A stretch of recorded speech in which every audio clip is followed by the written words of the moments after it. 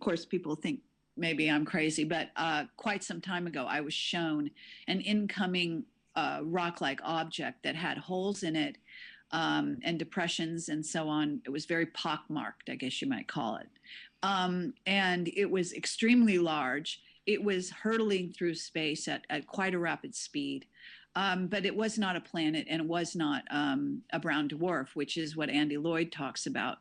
At the time that I was shown it, it was going in the direction of Earth, I was led to believe. I was shown it very clearly, like I was out in space looking at it. How that happened, I don't even know. But basically, at the time, nothing was talked about. I mean, there was nothing about such a thing. And so I just thought, well, this is weird. I don't know why I'm being shown this. Now that all this talk has come forward about Elinen, I believe that in essence, that was probably Elinen that I was shown. Now, okay, so there is a brown dwarf, which has to do with, in essence, a second sun, which has been part of our solar system forever. And that the military-industrial complex and our whistleblowers from Black Projects has verified is indeed known to the military and has been for quite some time. It's more slow-moving, but it does have planets that circulate it, that it is a brown dwarf. In essence, it is thought by some, such as Andy Lloyd, that one of the planets circulating it would be possibly a Nibiru-type planet where the Anunnaki reside. Now, there is also information out there that says that this planet that was as large as Jupiter was destroyed at a certain point. I believe Stuart Swerdlow talks about that, and so do some others. But that doesn't change the idea that the brown dwarf is incoming to our solar system and comes in, I think, every 26,000 years. Now, the Elinen situation is different because it's more fast-moving. It's headed here. Obviously, it could be extremely destructive. It is not going to hit the Earth, but it may come close. Some people are saying that it, through the trajectory, that it has influenced things like the Japanese earthquake. That's not the information I have. If you want to read more about it, read my blog entries for the past couple weeks. I have cited whistleblower testimony, et cetera, in this regard, as well as Andy Lloyd. However, I am going to be having what we call a Project Camelot roundtable discussion online, a video conference very soon, in which I am trying to get together some experts in this regard. By experts, I mean people that are heavy-duty researchers in this arena that we are aware of, not so much mainstream scientists, to discuss this matter and to discuss the different points of view of what's going on. And that includes people that have psychic or intuitive or channeled information, but some of which can be valid and helpful. So I am going to be convening what is called a Camelot Roundtable discussion, and we've done several of these in the past. I plan to do it sometime in the next week or two at the most, assuming that we can get everyone to agree to show up. And so I encourage you to watch my website for that announcement. But that's what I have to say about Planet X and Elinen and the brown dwarf. However, Bob Dean himself talked about information he was given about Nibiru. He said it was a reality.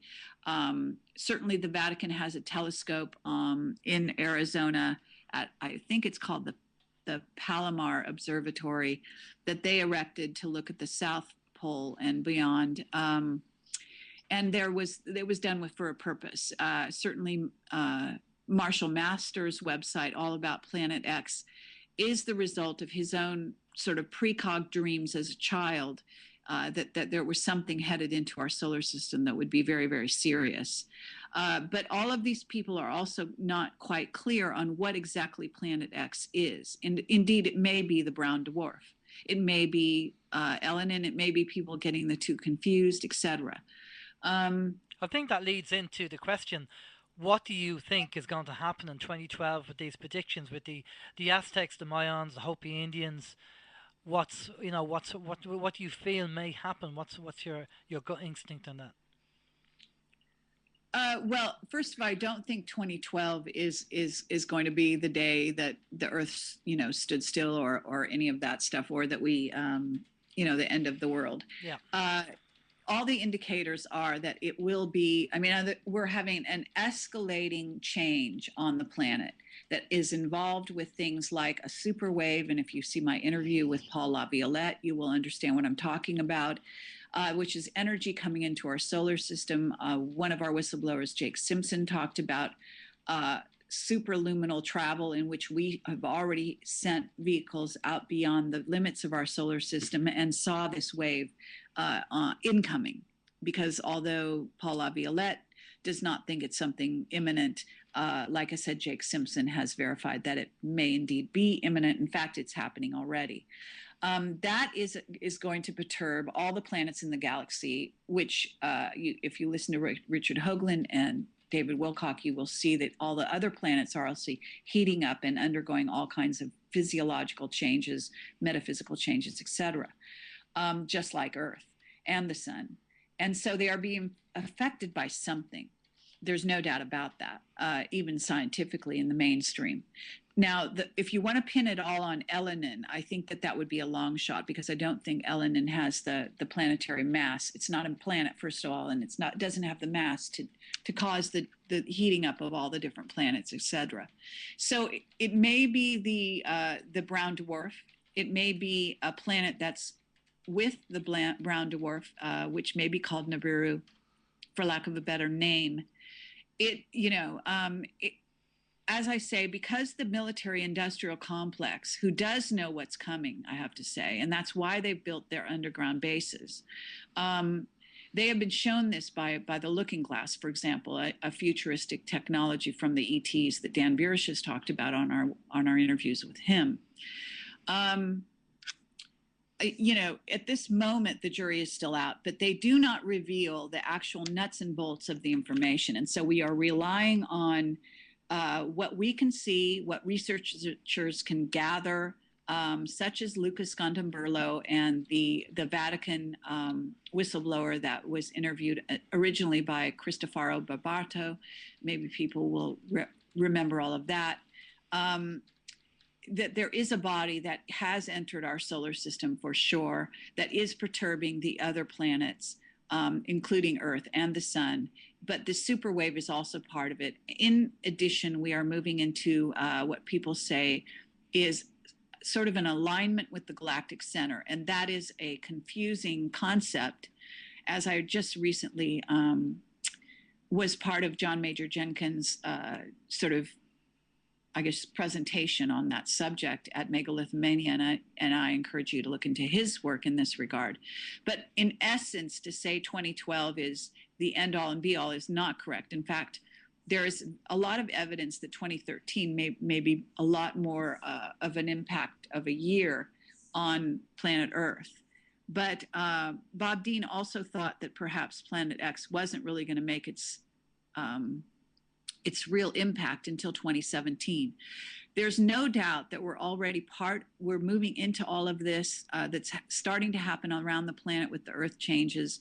The Japanese earthquake was triggered by a natural occurrence, which is an alignment. And for that, I do think you should listen to my interview with Keith Hunter, who is a British citizen who has written a book and done some wonderful work based in part on the work of scientist Bruce Cathy, who originally talked about the impact of ley lines and hyperdimensional physics in our relationship with the sun, and certain alignments that do occur and cause the openings in our atmosphere, vortexes, so to speak, other things that allow for things like major earthquakes to occur. The difference with the Japanese earthquake is, again, that the military industrial complex is equally aware of when these openings occur. And in my view, and from the whistleblower testimony I've gotten, they actually augmented what would have been an earthquake anyway in the Honshu area of Japan, but they made it a lot bigger. And they had a purpose behind that. And so that's all playing out. So this is the problem, is that we've got many things coming to a head at and around a certain time that has to do with now 2011, going into and beyond up till say around 2017, when supposedly things might calm down a bit after that, maybe maybe as far as 2020. But in essence, that's my viewpoint. It involves all the different testimonies that we've gotten and all the different factors that are at work. And then you cannot leave out the Illuminati agenda to eliminate 2/3 of the population on the planet. And they've got underground bases, yeah. Okay, one more sentence, and then you can ask whatever you're going to ask. One more thing that recently occurred to me was sort of triggered by this TV show called The Event, which many people will have watched on the web. If you haven't watched these TV shows, then I encourage you to go to Hulu.com and watch them if you're an American. If you're not an American, I think you can get them in various other ways through torrents and things.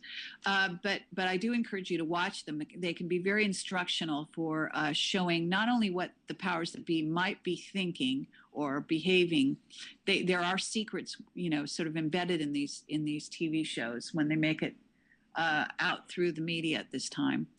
But at any rate, in the event, the notion of eliminating the population was surrounded the idea of bringing a whole nother population to Earth at this time, and why that would be. Now, I think that was a metaphor for the gray reptilian takeover of the planet that involves alien human hybrids that have been created in mass from humanity that's here through abductions. And that they are changing the atmosphere on the planet Earth by way of the things that happened in the Gulf, the release of the oil in the Gulf, as well as the recent radiation situation in Japan. And they are trying to turn this atmosphere into a more methane-like atmosphere. This comes also from a whistleblower who I won't name, and is verified with my own intuitive, that these sort of alien human hybrids that are being created now, and some beings that are also en route to the Earth and maybe arriving as we speak. In other words, to change the atmosphere on the planet so that it is uninhabitable for the current human population. So I do think that there is work underfoot to create that. And what about David was talking to, I was listening to an interview with Benjamin Fulford and David Wilcox, and two things that I picked up on the interview. There's a few things, but one was obviously the situation with Obama being elected. Lindsey Williams said that they wanted McCain in, but because of Oprah being involved and promoting Obama, he got in. So when he got elected, they brought him into a room and had a chat with him and told him the way things were going to be, and he was so shocked he kind of stumbled out. And the other thing was the fact that there's the Black or White Dragon Society, and they're the white hats who are helping us in the background. Okay, well, I actually have an issue with all of that. First of all, Obama, we have evidence even from Andy Basiago, who many people will know is sort of this person who talks about having time travel to Mars. And we have had interviews with him offline. We were aware of him long before he went public with his story. But one of the elements of his story is that he met Obama back in I think it was the 60s, although I may have the years wrong, or maybe it was the 70s, when Obama was in college and he was a CIA asset and he was being groomed and told he would be president in 30 years or whatever. So the plans that they have, nobody gets in there accidentally, I have to say. So that's absolute fallacy. The other thing is that Obama is a person who has a sole contract that if he wishes to, he could change the trajectory of what's going on. If he was to decide to do a Kennedy-like act and tell the truth. One of the truths that he would obviously tell is about disclosure. That's what David is so excited about. However, from my point of view, that is something that Obama will only do if he accepts the notion that he will also be killed as a result, just like Kennedy was. I think that so far Obama has not stepped up to the plate. He is probably operating on fear, and he's been taken over to a large extent. However, I always hold a hope out for all people that they will change that trajectory at some time. Well, whether he'll do it in this lifetime or not is another question altogether. And what about the Black or White Dragon Society? Have you heard about them? Certainly. And whereas I do believe that Benjamin Fulford